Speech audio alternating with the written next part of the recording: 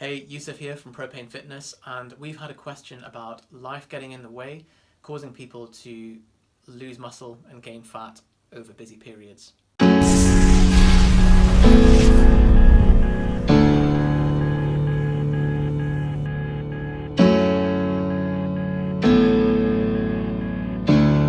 So we were talking to Simple Fat Loss Mastery member Adam, who is currently a medical student on full-time placement and was worried that life is getting in the way and he's not finding the time to train and keep up to date with his diet and training commitments.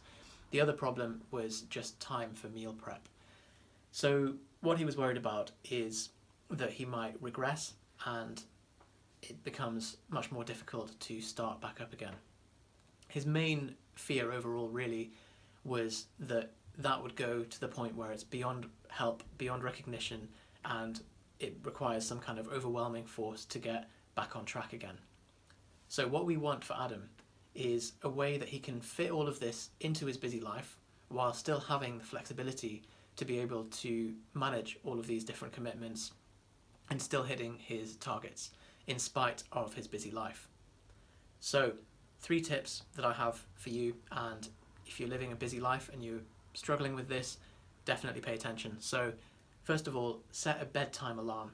This sounds like a strange place to start, but if you can, and the new iOS, if you have an iPhone, has a feature where you can do this.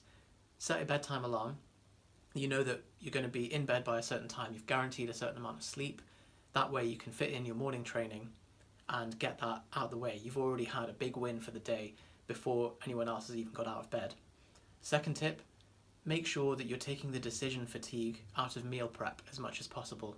What I mean by that is when you come home and you think, I don't know what to have for tea, take that decision out of it so that it's all just done for you. It becomes automatic.